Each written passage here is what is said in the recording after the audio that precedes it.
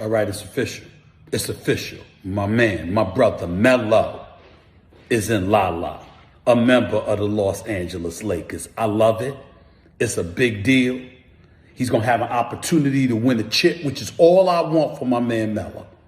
Of the Banana Boat crew, he's the only one that's never been in the NBA Finals. CP3 was just there. D-Wade got 3. LeBron's got 4. I want to see Melo in the finals. I'm rooting for the Lakers now more than ever. I'm a New Yorker first, okay? Knicks first, New York always, but damn it. Melo, who y'all thought, a lot of y'all thought was finished years ago. Look at this brother right here. Big time addition for the Lakers. With AD, with Russ, with LeBron. Melo gonna get some open shots now. Look out, y'all. Look out. Congrats to my man Melo. I'm rooting for this man. I'll be back on First Take Friday, y'all. Oh, I'm gonna talk about this. See ya. Already made Russ, Dwight Howard, Trevor Ariza, Wayne Ellington, Kent Bazemore. We welcome in ESPN NBA insider Ramona Shelburne, LA native. What are your thoughts on what the Lakers strategy now that we are seeing it pan out? Well, you know what's amazing, Rach, is I was in the parking lot.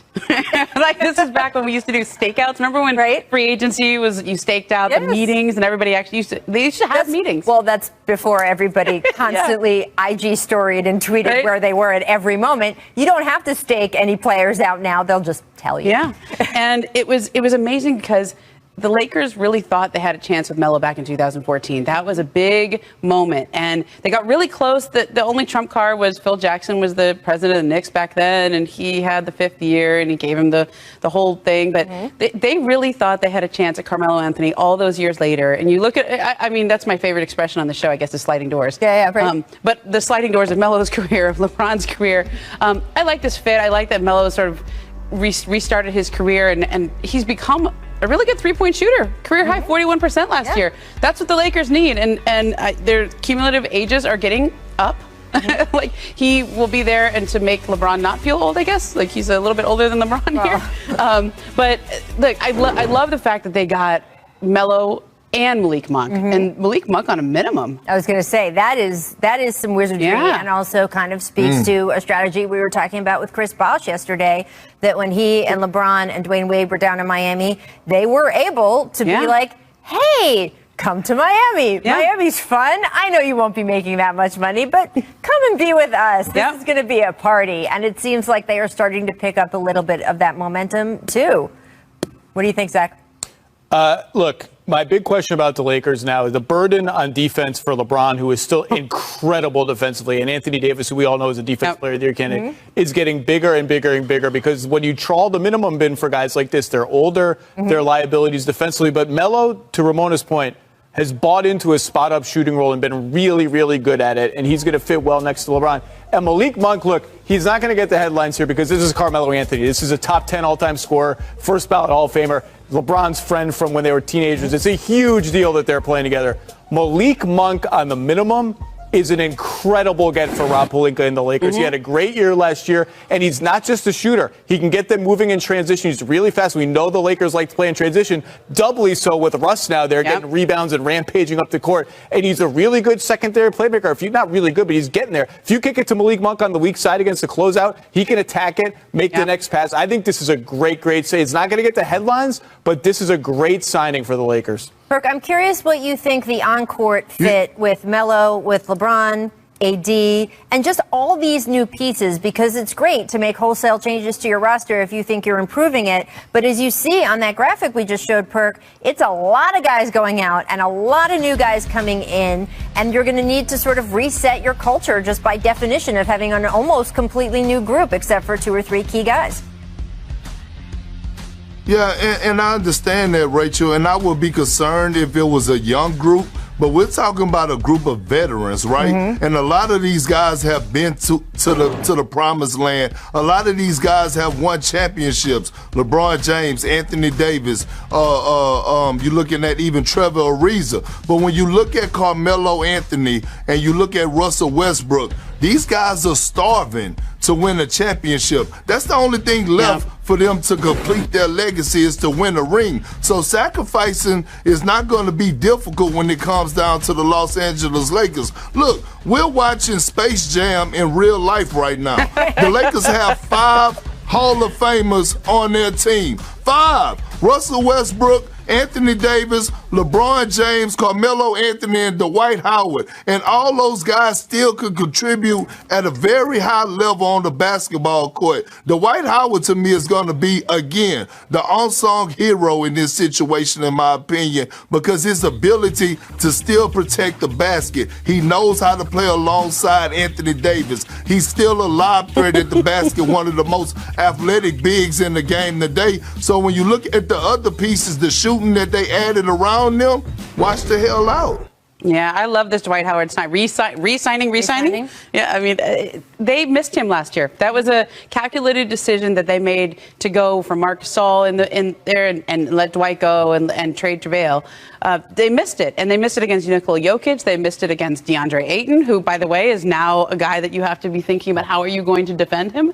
And so I think they just looked at what happened last year in the playoffs and said, we gotta get a defensive big who can take that in those matchups against Phoenix, against Utah with Rudy Gobert, and against Denver with Jokic. And I think that's Dwight. He was great in those. And I think the follow-up question to that is, the more they play Dwight, the more they're going to face the problem of Russ, LeBron, AD, Dwight on the floor at the same time. Is just not a lot of shooting around LeBron. And so that will be interesting to see what it does to their half-court offense. But this team does like to play big. And as much as we want to see Anthony Davis the center, they're going to buy minutes with Dwight at the 5. It's just a matter of how they balance out the rotation, because their shooting has taken a hit. And for 15 years, we've seen LeBron plus shooting is unstoppable. Yeah. And look, here are some shooting numbers of guys last season. Caldwell Pope, not going to be there anymore. Caruso, not going to be there anymore. McLemore, not signed right now. Kyle Kuzma, not going to be there anymore. So you've got a lot of these guns no longer at your disposal. And the age thing is real, guys. They've got 6 signed players right now, 7 if you count Russ, right, who is on his way. 6 of those 7 are age 32 or older. A chunk of them are over 35. I mean, there is no question this is an older team. And I do think you're right, Perk. Much like we were talking in the last segment about the Olympics, you have a bunch of vet guys. You put them together for long enough, they do eventually figure it out. And the idea of sacrificing to win a championship, that is more real the older you get. It is real that you stop worrying as much about your individual numbers. It is real that you can feel like, well, I've kind of done everything else already. So for a guy like Melo that's looking for his first ring, that is very meaningful in terms of what you are willing to do for the team. But we have been talking so much this past season about injuries. And yes, obviously, all the games stuffed in there because of COVID, all of that kind of stuff has made a difference. But if you look at the actual injury numbers, they're not that far off the previous years. Injuries are frankly a part of professional sports. We don't like them. We don't like talking about them. It capsizes some teams' hopes just when they position themselves right. But you have an older team. You are going to have more injury issues you have to deal with. That is just the facts of life of aging, as everybody involved on this panel can probably tell you. Also a good note, LeBron now the longest tenured LA Laker. 3 years. Longest tenured on the team. Coming up, we're going to be talking about Carmelo Anthony is on his way back to being reunited with his friend LeBron James, going to the LA Lakers. Ooh. And we've been hearing about this for a while. These guys met when they were in high school. They played a huge game against each other when they were opponents. And there's a great piece that Howard Beck, our friend at Sports Illustrated, wrote talking about them sitting in a stairwell in a hallway at the hotel the night before the game and just becoming friends, basically. 2 guys who were in similar situations in high school who could know what that pressure was like to have the eyes of the whole country on them when they were so young. They have been incredibly close ever since. We have been waiting for the time when Carmelo Anthony and LeBron James play basketball together in the NBA. And we have it now. Carmelo Anthony is going to the LA Lakers. What do you make of that, Perk? Reunited and it feels so good. I tried to tell people yesterday, Rachel, when producer Steve was saying we had to leave out, I couldn't have a chance to redeem myself when Zach Lowe and Ramona and Matt Barnes was disagreeing with me about the big three of the Lakers and the big three of the Nets and who was going to have the better impact. And all of a sudden, guess what? Like them old people used to tell me, my grandmother, boy, don't you touch that stove, it's hot. And then all of a sudden I had to learn on my own not to go touch the stove because I went and touched it anyway. All of a sudden you got to go get the aloe vera plants because you got a burn mark on your hand because I told y'all so. Look, what Rob Pelinka did yesterday, all he did, Rachel, was set the temperature. He set the temperature. He set the temperature by going sign Trevor Ariza, Kent Bazemore, Wayne Ellington, and all of those guys. And now all of a sudden he had the cake ready to bake and he went put it in the oven by sealing the deal and going to get Carmelo Anthony. The mission is complete along with Dwight Howard. Book it. The Lakers are on their track, back on track. You go ahead, Zach. Say what you got to say. Go ahead. Do what you do. I think you lost Zach at aloe vera, but continue. Look, I have no idea what just happened, except I'm kind of hungry now. But I don't know what all that was. Look, this is the truth. The man was speaking the truth. Continue. This is a great story, and if I recall correctly, Carmelo made the playoffs his rookie year, and LeBron did not. I believe LeBron went to one of his playoff games. That's to go support him. So it's a beautiful story. And look, this is the kind of flyer the Lakers were going to have to take. They did not have any cap resources left to go. They're going to have to get guys that are chasing rings on the minimum. And Carmelo, to his credit, everyone said, all he wants to do is ISO and shoot twos. In Portland, he bought into a role as a spot-up shooter, shot the three well. That's the role he's going to have to play for the Lakers. But with all of these guys, whether it's Ellington, Bazemore, Ariza, Carmelo, with the exception of Ariza, I think the big question is going to be when push comes to shove, when you're in the conference finals, when you're in the second round of the playoffs, whatever it is, can you stay on the floor defensively? Do the Lakers, who have made their bones, all the sexy stuff, whatever, they have made their bones on defense. Yep. Have they hurt their defense too much in all of this roster building? I think that's remains to be seen, but they are going to be a really interesting team. Well, let me ask you a question. Woj also reporting Malik Monk to the Lakers. What do you think now as you look at the whole roster and where it sort of sits? That's a great flyer for the Lakers. I haven't seen that. I haven't looked at my phone. Malik Monk had a nice bounce-back season last year. He can really shoot. He can play make as a secondary playmaker. That's when they lost Caruso, they needed more guys in their prime. And Malik Monk is still in his prime, and I think that's a great move by Rob Pelinka. It's a great flyer. Kirk, what about you?